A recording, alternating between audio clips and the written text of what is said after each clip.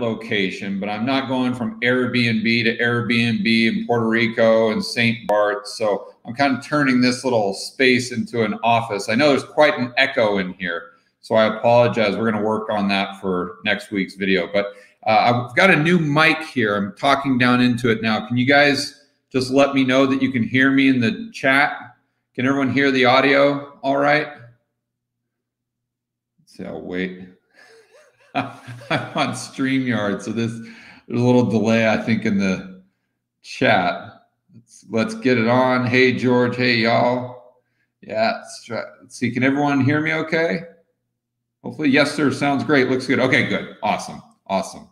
Okay, guys. Well, before we start, just remember to check out Rebel Capitalist Pro. That's the online investment forum that'll help you make more money, make better decisions for your financial future. I partner up with Lynn Alden and Chris McIntosh. They're absolutely amazing. We do live streams just like this for the members where myself, Lynn, and Chris answer your questions. So if you want to take your investing to the next level, make sure you check that out at georgegammon.com/pro. That's georgegammon.com/pro. So let's get into your questions. All right, we'll go right up to the top. And guys, if you do have a question, make sure that you start the comment with the word question in capital letters. I've got actually a new computer here, one of these 27-inch Apples. So hopefully we'll be able to get through this a lot smoother than I normally do. Let me go up to the top. Okay. We've got Sam asks, George, why does Sprott Physical Gold Trust graph look so much different than gold ETFs, like iShares? Sam, I actually saw your question earlier, and I looked up, I compared the Sprott Physical Gold Trust with the GLD, and they're pretty much identical. So I don't know if maybe you're looking at like the Sprott, maybe physical gold, like the miners. Make sure that you're looking at PHYS. That's the ticker. And then make sure that you're looking at the exact same time frame. Maybe you're comparing a 6-month chart to a 1-year chart or a 2-year. I'm not sure what you're doing. But I looked at the GLD and Sprott, and they were pretty much identical.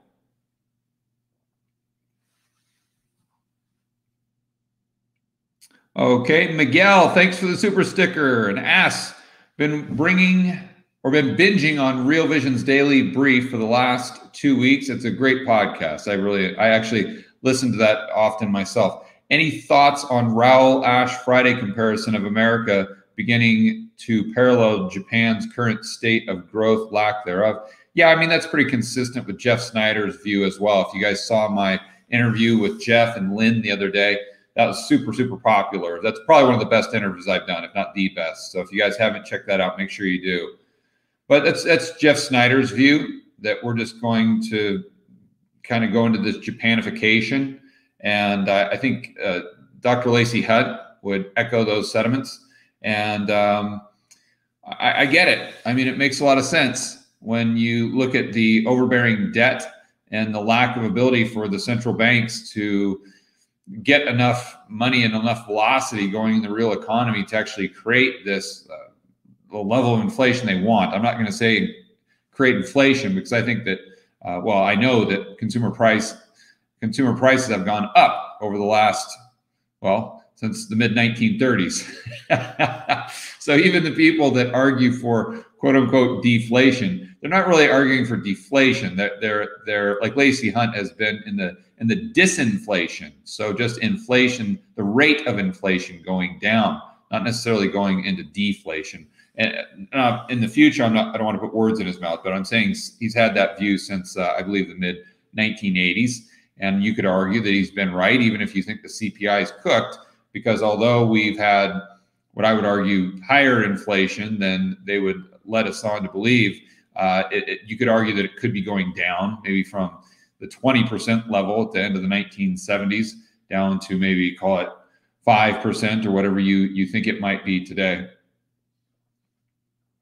So I think really it goes back to the whiteboard video I did on the commercial banking system and looking at not necessarily M2 money supply, but look at the amount of currency units that can chase goods and services, because that's really the question you're trying to ask, or you're trying to answer, is are the costs of goods and services going to go up in the medium term or long term? And to do that, I think we get really, we talk about base money, we talk about bank reserves, we talk about the primary dealer banks, and then buying at auction, and then QE, and all these things. But really what it boils down to is how many currency units are actually in the real economy chasing goods and services. And to come to that conclusion, you have to look at the commercial banking system's liabilities. What are their liabilities? Those are checking deposits. Those are deposits that you and other entities and businesses have with Bank of America, Wells Fargo, you name it, the commercial banks. So those are their liabilities. So if those liabilities are increasing, then that means there's more currency units that are able to chase goods and services. Then it's a matter of velocity. But we can really kind of get confused if we try to figure out everything. But I think if you just get hyper-focused on that, like I was talking about in that whiteboard video, you're going to have a better idea what the probabilities are of a certain outcome coming to fruition, whether that's a deflationary deleveraging or an inflationary deleveraging.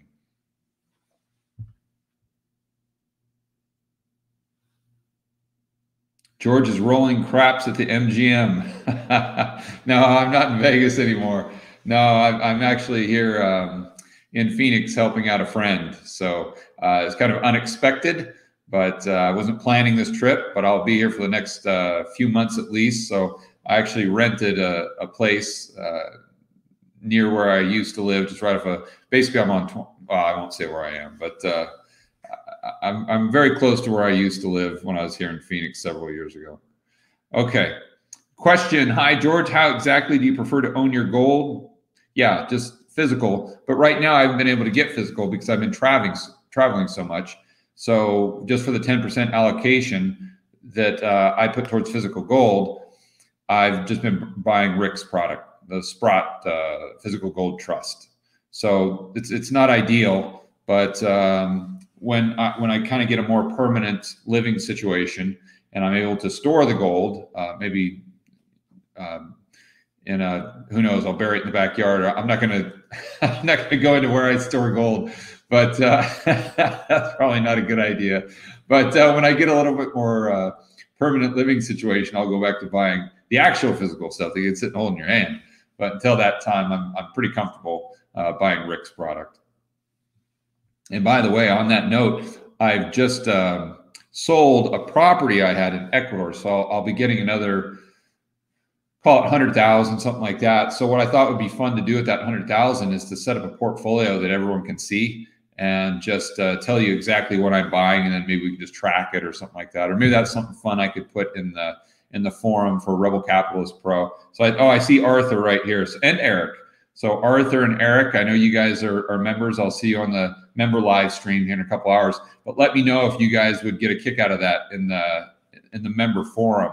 If I just took $100,000 and allocated it and showed you guys where I was putting the money, and we just have a little model portfolio, kind of like what Lynn does.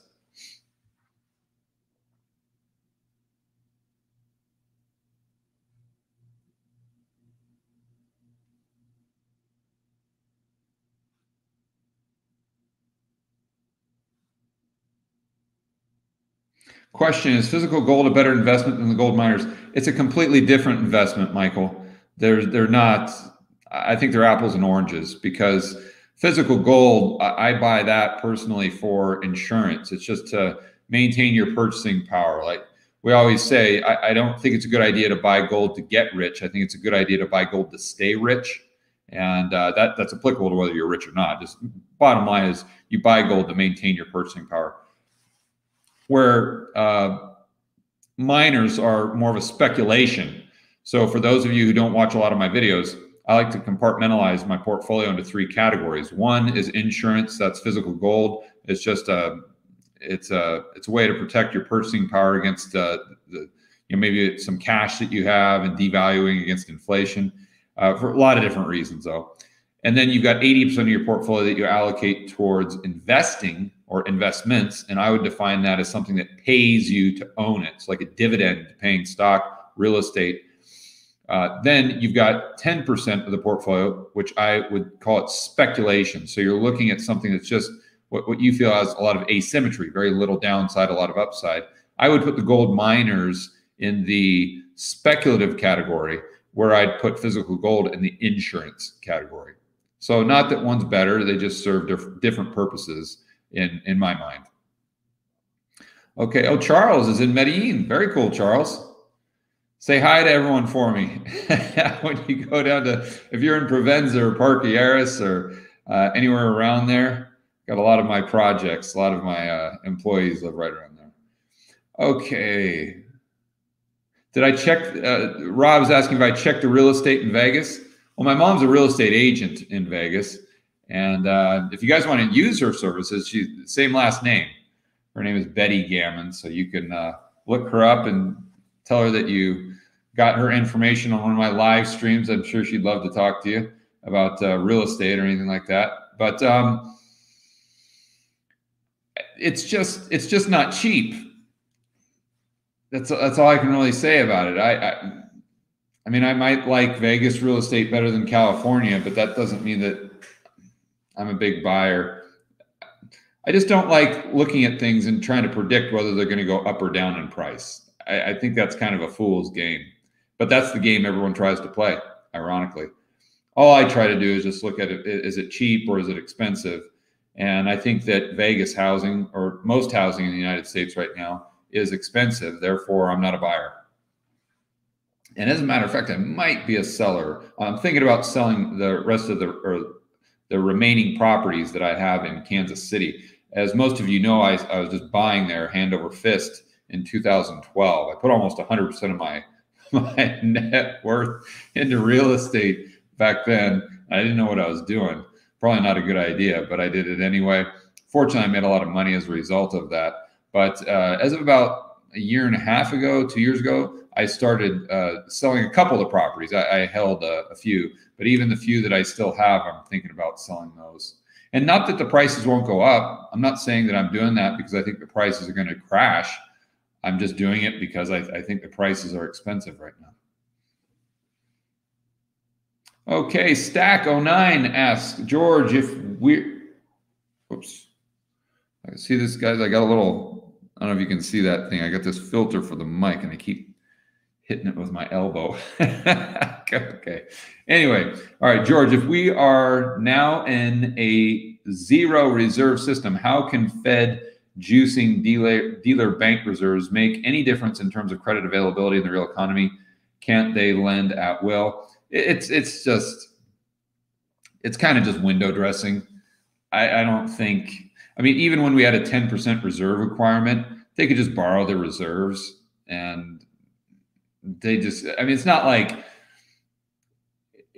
like someone comes in for a mortgage and you go to your local B of A for a mortgage and they're like, oh yeah, well, boy, you got an 800 credit score. Ooh, that looks good. Let me talk to my manager here to make sure that we've got enough reserves to go ahead and create more money and give you a loan.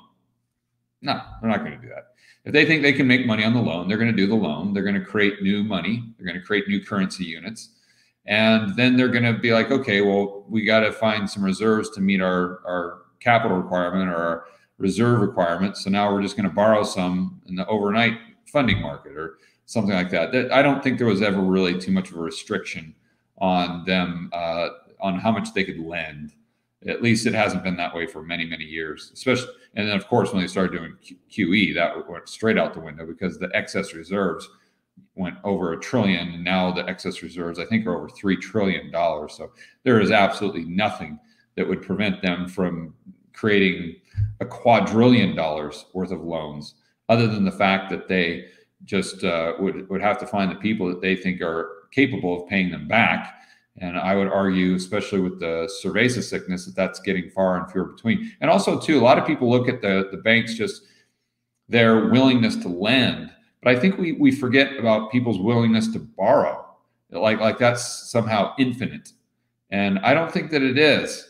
I think that people are restricted by income. And I think that people are also restricted by what they see happening around them and their risk tolerance. So if they see all these businesses going out of business and they have to wear masks everywhere and they go to the grocery store and everything's being sprayed down, it's not exactly a feeling of like, wow, I think the economy is going to boom here. I'm going to go out and take on some more debt because I think we're all going to get rich and this is going to be fantastic.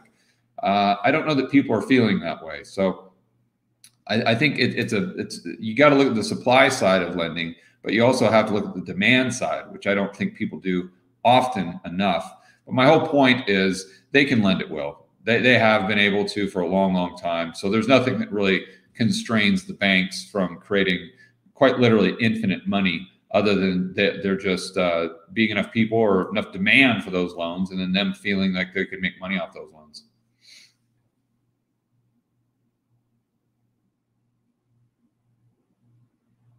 Okay, question here. George, have you been to Costa Rica? If so, good place to live, great tax benefits. I've not been to Costa Rica.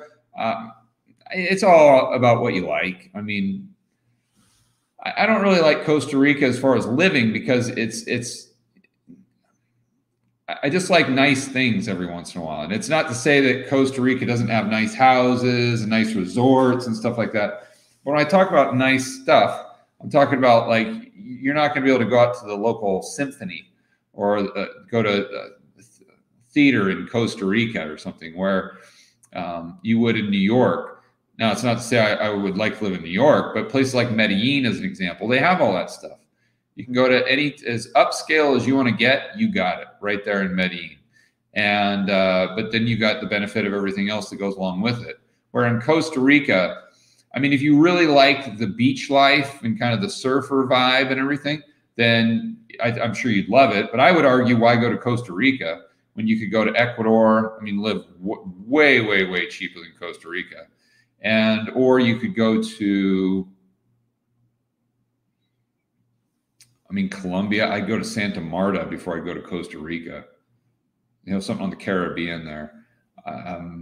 But I think there's just, if you like that type of vibe, there's probably places where you could do it that would be a bit cheaper. I'm not sure the great tax benefits, because unless you hand in your passport, your U.S. passport, assuming you're U.S., maybe you're not a U.S. citizen, but assuming you're a U.S. citizen, the only place you're going to get a big tax break is in Puerto Rico, because you still have to pay U.S. taxes.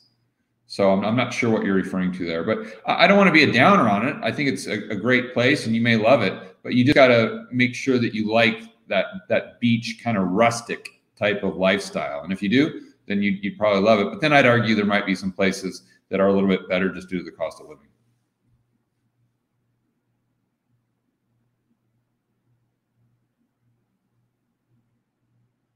So Helsinki asks, can all the debt be forgiven?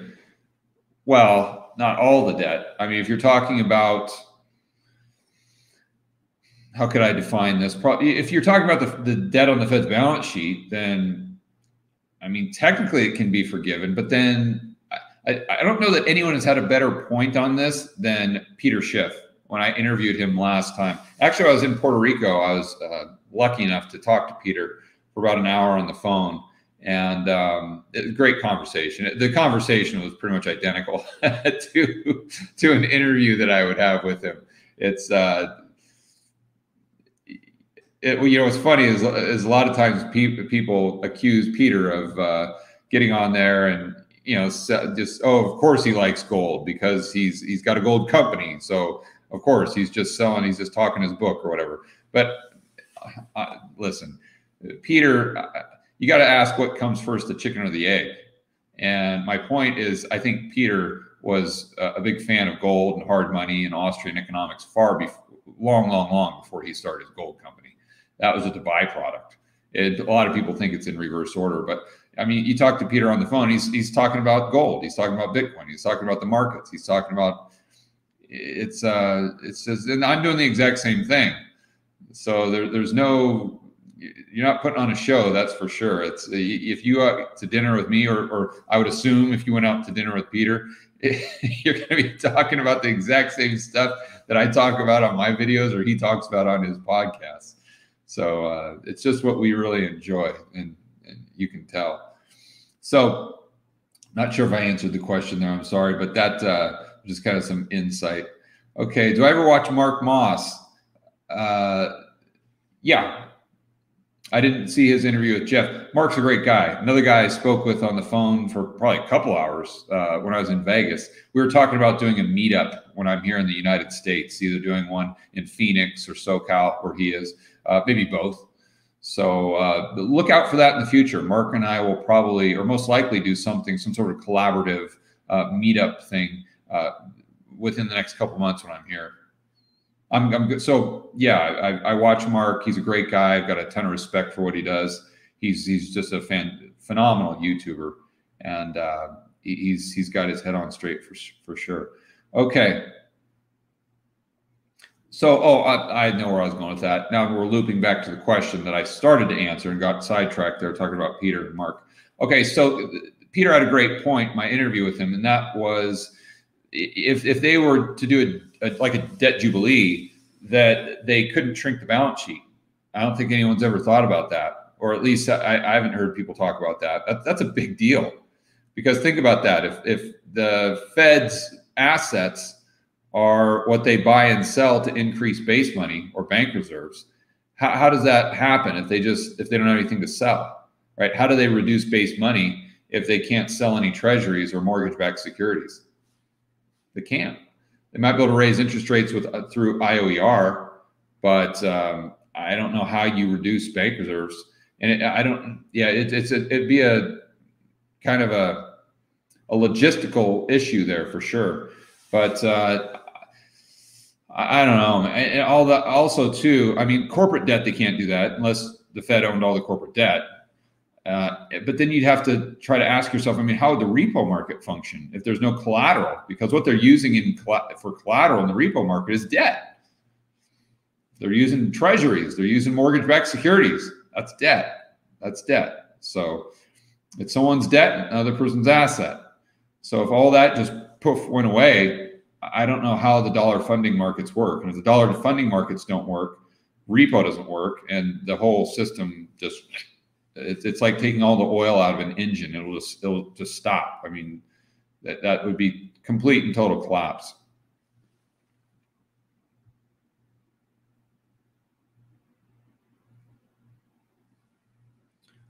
Okay. Oh shoot! Sorry guys, this thing's moving pretty fast here. Okay, Kowalski is, sorry, Cal or Kaj, this is moving, the streams here is moving pretty fast. Is there not a flaw in the dollar milkshake theory by not accounting for non-US companies also raising prices, relieving the dollar shortage? Or is it simply the stage after the strong dollar? So let's see, let me think that through here. So you got kind of for non-US companies also raising prices. I mean, are you talking about non-US companies raising the prices of what they sell and denominated in local currency to generate more currency to buy the dollars? I mean, I don't think they're going to do that. If you think about the natural course of a business in a free market, it's the lower prices. Because you up the prices, your competitor is going to lower it, and all the people are going to go to the competitor. And if they don't have the dollar debt, then you go out of business. So I don't know if there's a lot of pricing pressure, or excuse me, if there's a lot of pricing leverage that those companies would have, and with the ability to do that. They're not monopolies. So, I mean, that might work on paper, but in practice, I don't think that would work.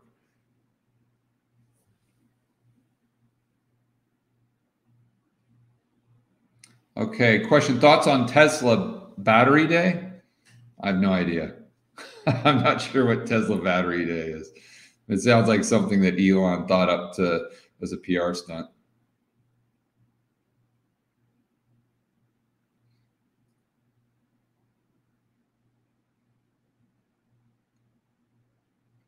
So why has your blockchain dialogue surrounded current digital currency rather than decentralized finance and currency? People being their own banks changes monetary system? I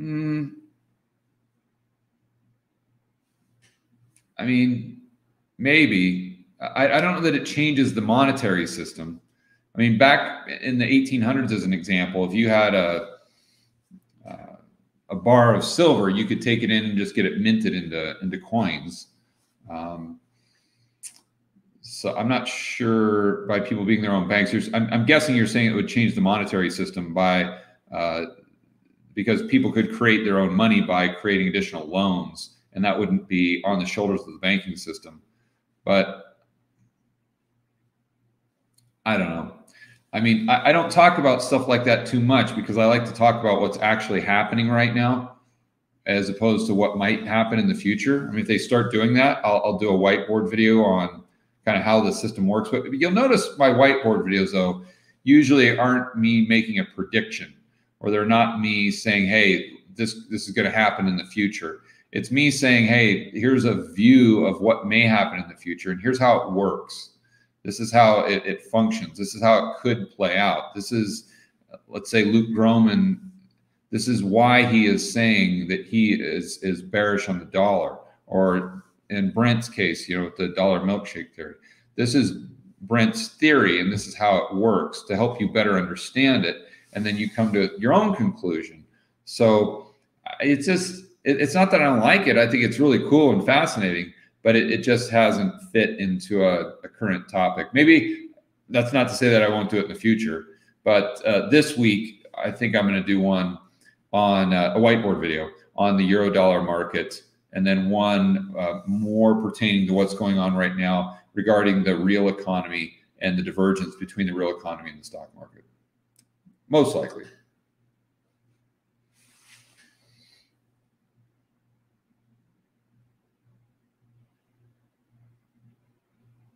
Okay, Armando, thank you for the super sticker, my friend. That's very kind of you.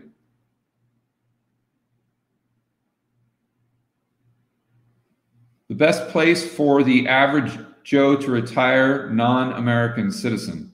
Well, I don't think you're going to do any better than Medellin. I know I say that all the time, but I mean, the weather's perfect. The food is fantastic. The people are great. And the cost of living is just, I'm almost zero. And you've got a developed town. I mean, great infrastructure, a lot of public transportation. You've got entertainment. You've got nightlife. You've got the coast within a 45-minute flight, the Caribbean. You've got Cartagena. You got all these cool places. And if you're bringing in, I mean, $2,000–$3,000 a month in retirement benefits, and you're living like a king down there. So out of all the places I've been, that would definitely be at the top of the list. And you're in a U.S. time zone to boot, and you're 3.5-hour flight from Miami.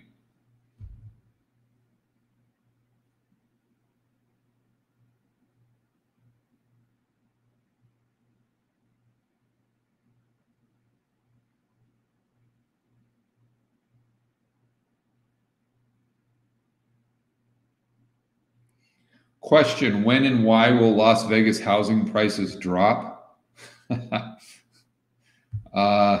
Yeah, I don't really answer when questions. Those aren't answerable in my opinion. And why? I don't think I can really answer that question either. Why? It's when supply exceeds demand. That's why it'll go down. But I don't know why and where. Again, I don't try to answer those questions. I think those are not really a good use of your time. I think it's more at answering a question of whether something's expensive or cheap.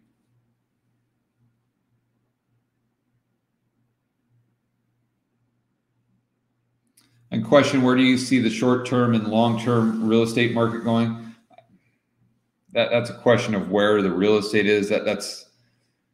There's a lot going on with that question. It's not really just a blanket statement. I mean, I would say over the next 10 years, I see prices going back down to their 2012 levels, but adjusted for inflation.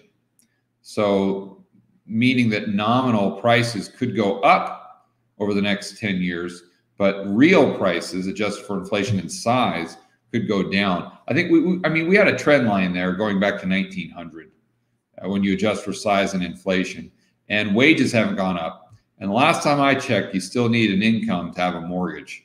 or you needed an income to have to make a mortgage payment. And I get it, interest rates can go down, yada yada yada. But still, at the end of the day, it's going to be predicated upon, to a certain degree, on income. And if incomes aren't going up in real terms, I don't see how prices continue to do so, unless we have a complete shutoff of all supply due to government regulation. That could be. We could face that type of situation, but I don't think we're there yet. So again, I don't know that they'll go down in nominal terms, but in real terms, adjusted for inflation in the next 10 years, I would be surprised if we hadn't got back down to that historic trend line. So that means housing prices at the same level they were in 2012 or in like 1998, right around there.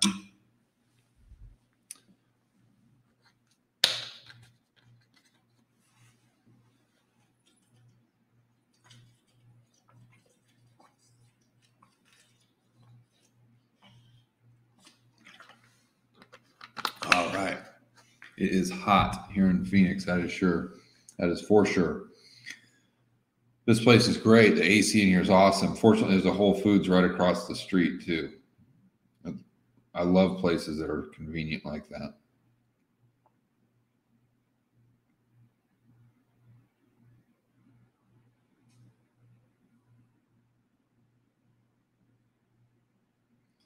Jim asks, how do I buy SDRs? You can't buy SDRs, Jim.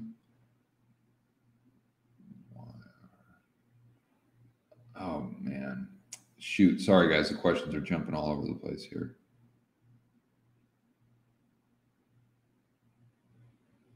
Where are you currently positioning commodities gold? Yeah, I think commodities are cheap right now. Like I said, with that $100,000 that I'm getting from the sale of that property, if it goes through, then I'll probably just keep that set aside just to allocate specifically to show everyone in Rebel Capitalist Pro.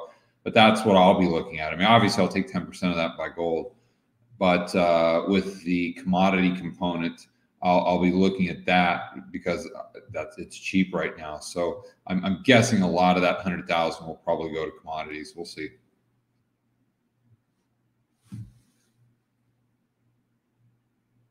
Okay, outside of Colombia, which countries do you see are on the strongest trajectory of freedom and treating investment capital well?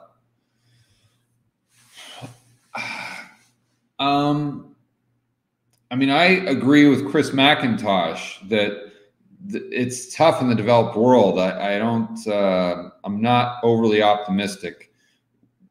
I like countries that are more kind of on that longitude of Russia. So that's like kind of the old Eastern European countries, Georgia. Tbilisi is really kind of everyone's talking about that right now in the digital nomad community. I think there's a lot of neat opportunity in Africa. That's another place that I might look to invest with a couple of funds that I know of that look at Africa specifically. Then the Middle East, I think there's going to be some opportunity there longer term. And we might still go to Dubai.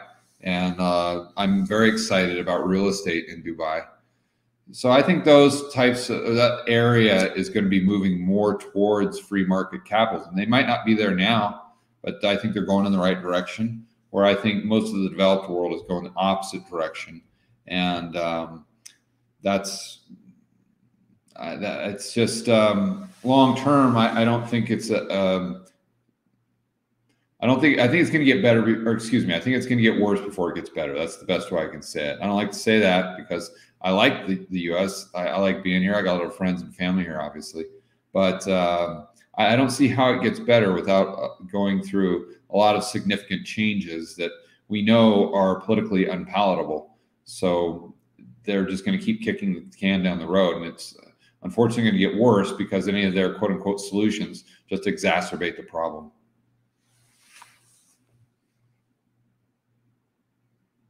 So David asked, George, is it true that Colombia taxes worldwide income? Yeah, it is, but that's why you don't want to be a tax resident there. So they still tax you as a resident. They don't tax you as a citizen like the U.S. So what that means is if you're a citizen of the US, then if you go to Hong Kong or you go to Dubai, where let's say Dubai, where there's zero tax, and you're there for 20 years and you never step foot again in the United States, you still pay US tax because you're still a citizen of the US. Now, if you were a citizen of Colombia and you went to Dubai for 20 years, you would not pay Colombian taxes. But if you went back to Colombia and you were there more than 6 months, so for that tax year, you're technically a resident of Colombia, then yes, they would tax you on your worldwide income. But that is a lot different than what the United States does. And so having said that, if you've got a significant amount of income that you don't want to have taxed, the answer is just don't spend more than 6 months a year in Medellin. Simple. Just go other places to make sure that you're dividing your time to where you're not a tax resident of any one place. Usually that's, they say kind of the 6 month mark is the line in the sand for that.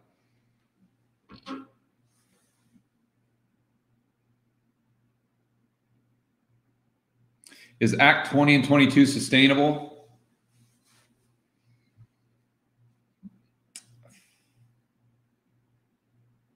I mean, a year ago, I would have said absolutely. 3 weeks ago, I would have said absolutely. Until I went to Puerto Rico this last time. And those of you who follow me on Twitter know exactly what happened when I went to Puerto Rico. Quite a bit of drama there for sure. I think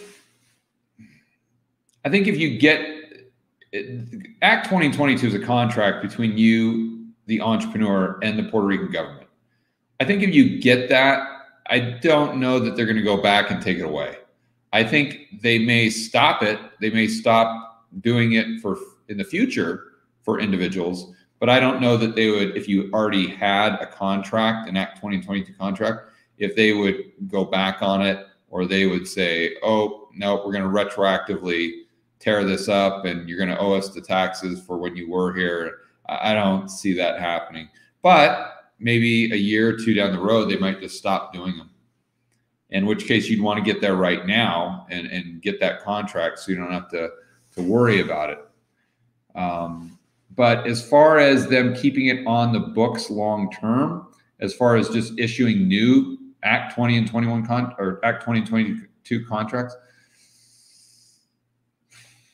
I'd like to say it is, but I don't know. I'd give it probably a 60-40.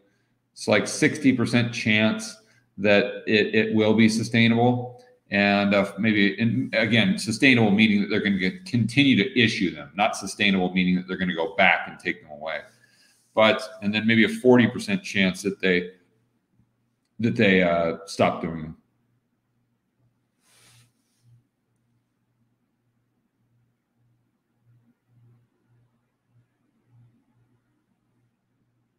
All right, SAS Crypto, thank you very much, my friend, for the super sticker. I appreciate that.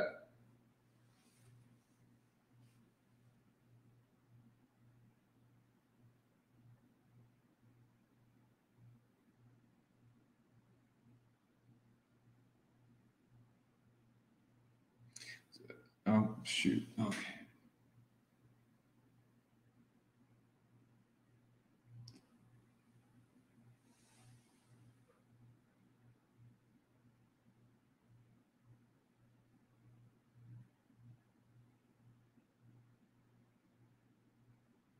Okay, so Meg is asking, do you still keep your asset in Singapore?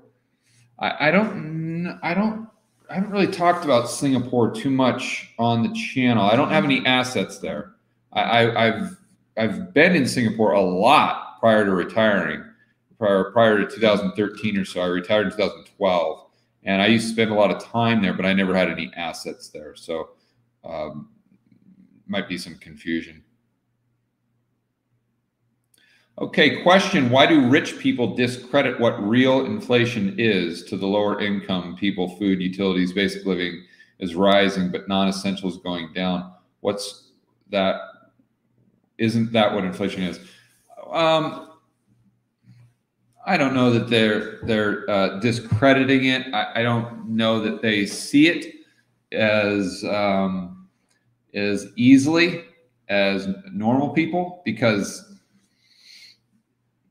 if other people are doing your shopping, if you're not too fixated on it, then you're not really going to notice things. And it all depends on what you buy too.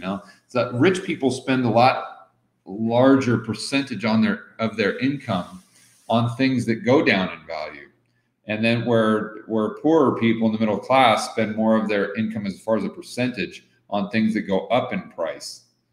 I said value. I shouldn't have said value. I meant price.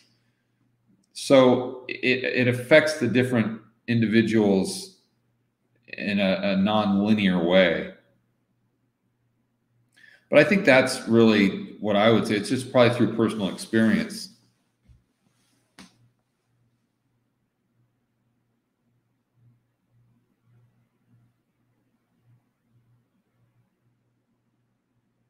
Okay, so question, have I already talked about the new banking license that they're giving out to crypto platforms?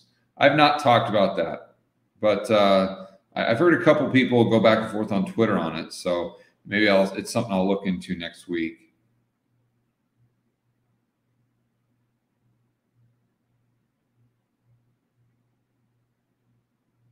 Now, Luke asked, does cash actually exist in a digital world where everything is in interest-bearing loan or deposit, and there are no pure non-liability forms of payments for debts? The only thing I know is it's a non-liability form of payment for debt would be gold or Bitcoin, maybe. I don't think anything else is fiat. So everything else is a promise to pay. It's not actually payment.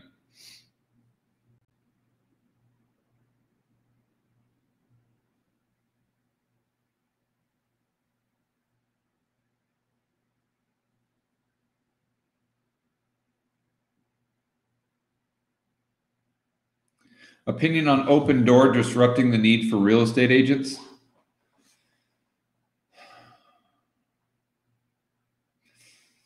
Maybe.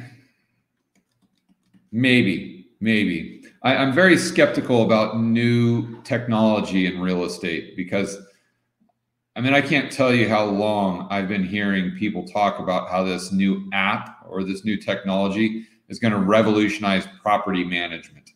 And I'm not saying that you're saying that. You're talking about something different, but I'm using that as an example. They always say, "Oh, this is going to revolutionize property management." I'm always like, okay, I hope so. But at the end of the day, property management is you're dealing with people, and I don't think you're going to be able to get around that. And it's really tough because you got the tenants, you got to manage them, making their payments. And then on the flip side of that coin, you've got to manage the workers going out to do the work. How do you monitor that? How do you micromanage it? And I just don't see an app solving those problems. And sure enough, every single time someone has told me about this brand new app that solves the property management problem, it never really pans out. So I think that real estate is just one of those things that it needs to be done face to face. Maybe I'm wrong. Maybe I'm totally clueless. Maybe I'm just some stupid old guy that just doesn't get technology. But I don't really see it happening too soon.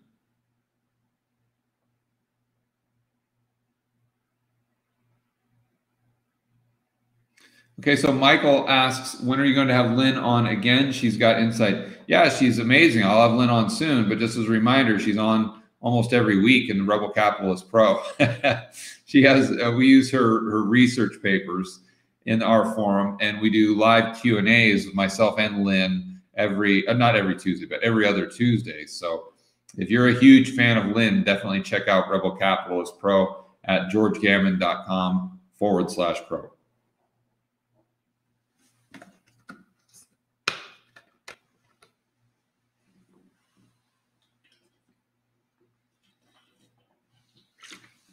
Okay.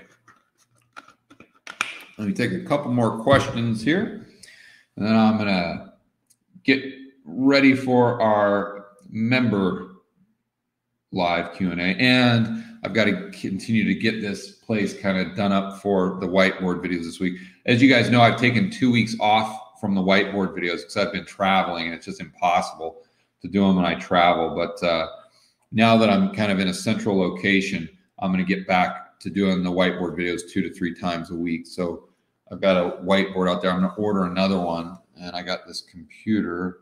You guys can see I'm going to, right where that light is, right where that little, that hook right there, that's one of the hooks. We're going to put the whiteboard there, and then I'm going to have the camera over here. So you can see a couple lights going this way.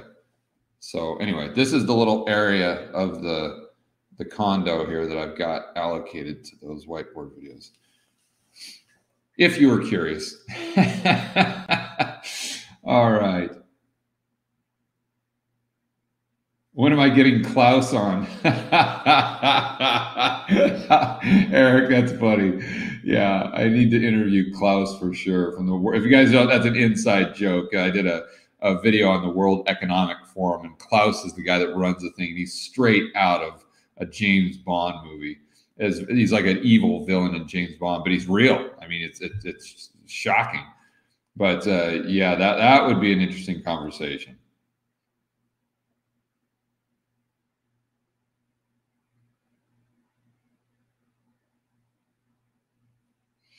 Okay, this is a good question. Can you explain why the Fed can offer unlimited liquidity to institutions, but not, oh, it just moved on me, but not individuals?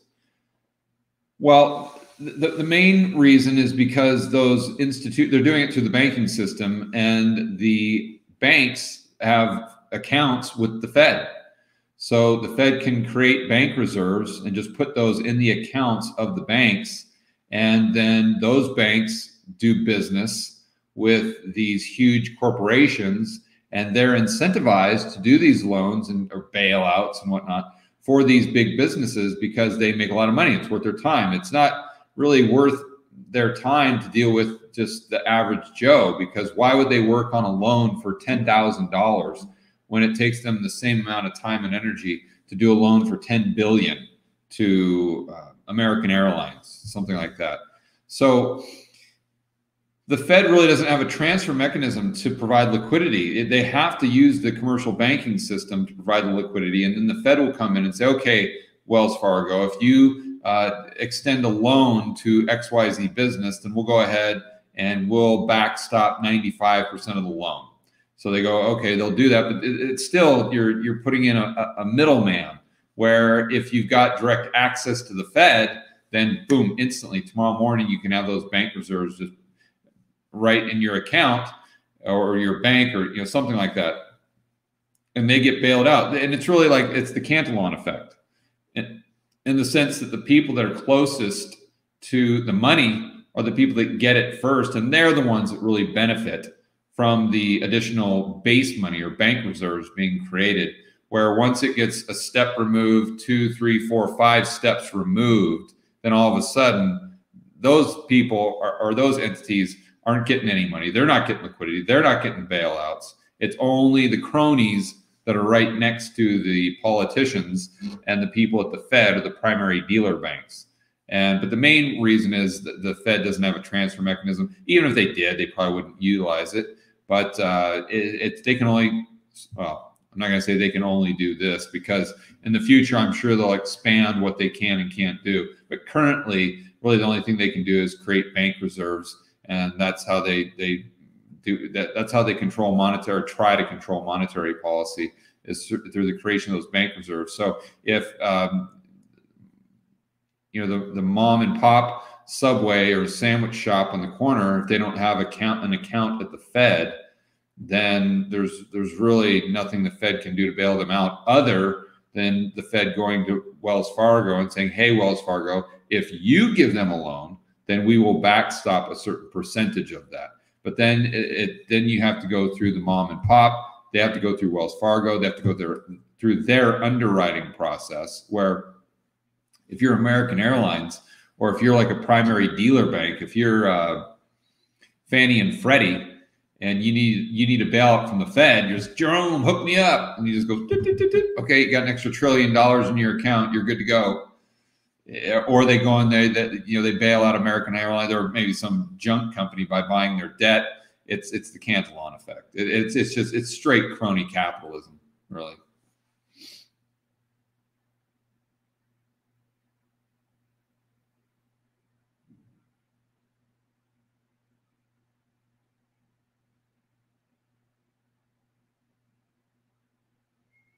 Well, Chris, sure, I'll tell you about that. Chris asked, can you tell us a little about more? Shoot.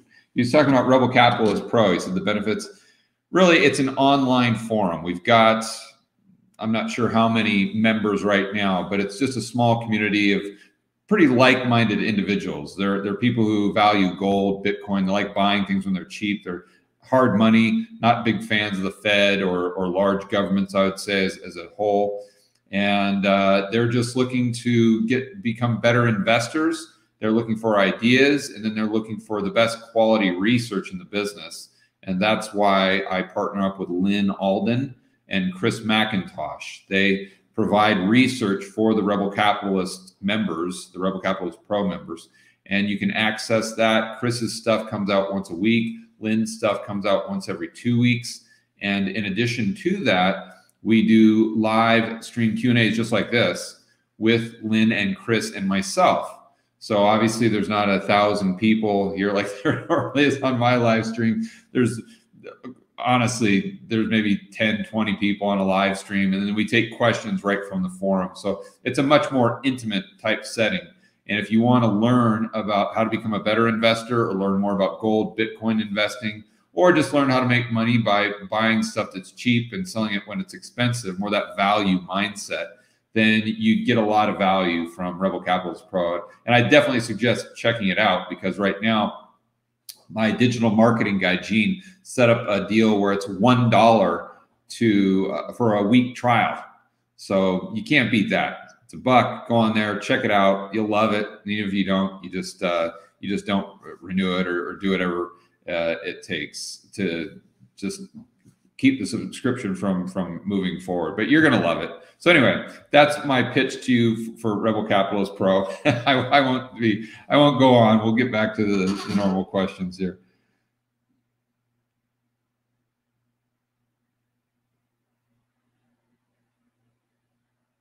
Okay. Question: property in South Africa. I wouldn't touch it with a 10-foot pole, John. It might be cheap, but I shouldn't just say that's not the only requirement for me taking action. That's where I start, is by asking if it's cheap or if it's expensive. But once I'd established that it might be cheap, historically speaking, there still has to be a lot of things lined up. Now, I might like it in the future, but there would need to be a substantial catalyst to them changing the way they view free market capitalism in order for me to become interested in South Africa and start kicking tires. Would you debate Sam Cedar maybe on economics? He's this leftist on YouTube. Have you reached out to him? I'm not sure who Sam is. If so, did he ever get back to you? I have not reached out to Sam. I'm not sure who he is, but I would have no issue whatsoever debating anyone. I haven't really thought of it. I mean, I'm not that, as you guys know, the Rebel Capitalist show isn't that type of show where I get in to try to burn people or whatever. It's more just trying to understand their views and become a more educated person. And it's really trying to get outside of the echo chamber that I feel it's so dangerous if we get into, even with Austrian economics or common sense economics, if you want to use that term.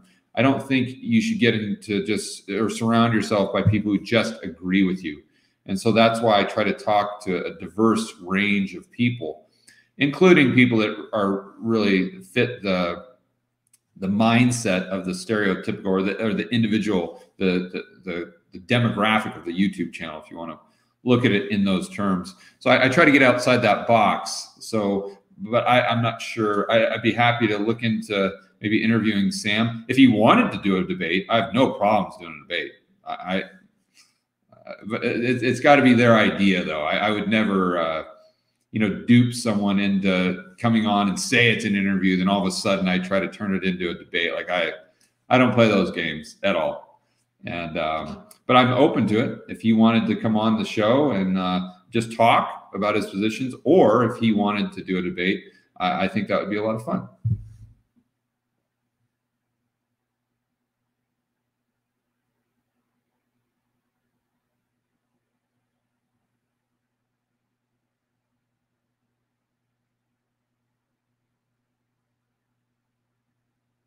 Eric asks, what are your thoughts for the next 18 months? Deflation, depression? Oh, shoot, I lost it. Oh, there. And then what? I think that we're just going to have a gradual increase in inflation with consumer goods. So meaning the price of consumer goods going up. I think we're going to have long-term unemployment, or high levels of unemployment, I should say. I think it'll hover around 8, 9, 10%. That'll be the headline. Like the U3 number, U6, probably 12, 13. The real rate of unemployment, I think, will be around high teens. I don't think it's like the CPI. They don't measure it correctly. If you dive into how they measure it, they definitely understate unemployment for sure. But I see us having kind of structurally long-term unemployment or high levels of unemployment while we have higher levels of consumer price inflation. Doesn't mean that we have hyperinflation or anything like that. And it doesn't mean that asset prices don't come down. And it doesn't mean that certain things in the economy don't deflate that require debt to purchase them, such as high-end vehicles. But I don't think that the stuff that you buy on a daily basis, if you're someone in the middle class or just kind of an average Joe or Jane, I don't see those prices coming down. And I see them going up. Maybe call it a 5% clip, maybe 5 to 7% clip if you're looking at the CPI. If you're not looking at the CPI, if you're looking at like shadow stats, then maybe we're up at 10%. So stagflation. Yeah. But just kind of minor stagflation. I don't see us getting into that hyperinflation mode that I think a lot of people are worried about. There's just, after talking with Jeff quite extensively about that the other day, I don't know that I'd be a dollar bull. I'm still kind of a dollar bear when you look at it in terms of goods and services. But I see that there's always going to be a bid out there for the dollar, at least over this short term, what you're talking about. And I don't know that I'm as bearish as I was, but that's just me personally. It doesn't mean that we're not going to 50 on the DXY by over a year. It's just a matter of probabilities. There are no certainties. But I just see kind of a lower kind of grind down with the dollar relative to consumer goods. In other words, a grind higher with consumer price inflation. What do I think of Exxon, Shell, Chevron? I mean, I think they're getting cheap again, so I'm looking. I'm not buying, but I think that if you look at Lynn's work, that she's pointed out a lot of other oil producers, more specifically in Russia, that could be even better buys. So when I was talking about allocating that $100,000 earlier, that's probably the very first place I'm going to look after I buy gold are some of these oil producers that are in Russia. Luke Oil being one of them. Okay, I think that's pretty much it, guys. Let's go ahead and do some shout outs. And like I was saying, check out Rebel Capitalist Pro. That is at George Gammon /pro. Check out that $1 for a week trial deal that Gene's got going on. I want to do shout outs for everyone here at the end. We've got Brendan, Arthur, I'll see you in a couple hours, buddy. Joe Biden is here. Wow. Holy cow. Might just be a username. We got Michael. We got 8-Bit Madness, I think. Ultimate Bargains. Yes, we see him here all the time. Thanks for joining us on the live stream. Alan.